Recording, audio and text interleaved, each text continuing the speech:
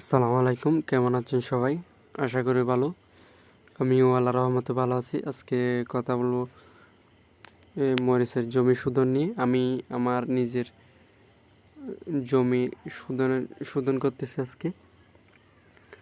এই আমার সামনে যেগুলো দেখতে পাচ্ছেন, এগুলো হচ্ছে চুন। এখানে আমি চুন দিয়ে শোধন করতেছি জমি।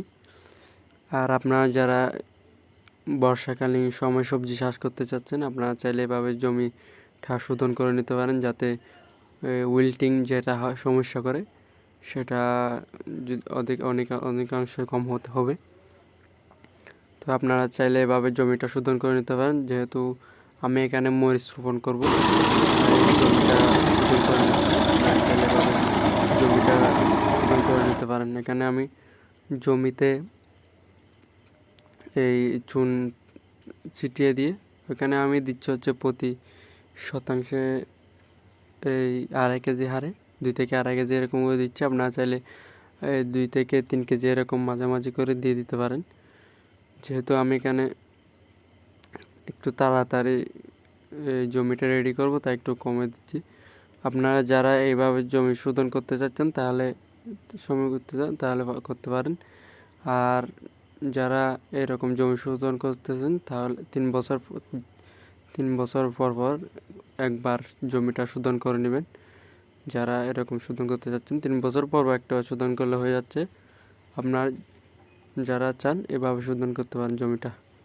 আর এখানে আমি দেখতে যাচ্ছেন ভালো করে সেচ দিয়ে দিচ্ছি। আপনারা চাইলে এভাবে সেচ দিয়ে দিতে পারেন। সেচ দিয়ে দিবেন যাতে জমির যেগুলো জলচুন দিয়েছেন সেগুলো জমির সাথে মিশ্র হয়ে ভালোভাবে জমিটা শোধন হয়ে যায়। এখানে আমি ভরপুর পানি দিয়ে দেবেন, যাতে জমির মাটিগুলো একেবারে পানি দিয়ে ডুবে যায়। আপনারা চাইলে এভাবে ডুবিয়ে দিতে পারেন।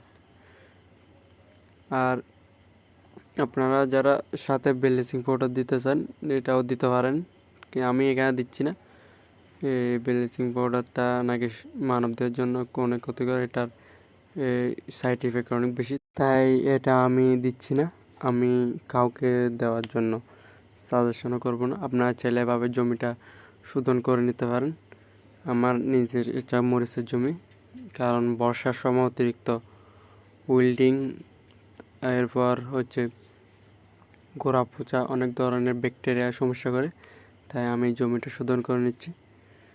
আজকের ভিডিও আশা করি বুঝতে পারছেন। আপনারা ছেলে এভাবে জমিটা শোধন করে নিতে পারেন। প্রতি শতাংশে 2 থেকে 3 কেজি এরকম দিয়ে এই জমিটা শোধন করে নিতে পারেন, যাতে জমির পিএইচ লেভেলটা ঠিক থাকে। আপনারা ছেলে এভাবে জমিটা শোধন করতে পারেন। আজকের ভিডিও আশা করি বুঝতে পারছেন। এতক্ষণ পর্যন্ত পাশে থাকার জন্য ধন্যবাদ। আসসালামু আলাইকুম রহমতুল্লাহ।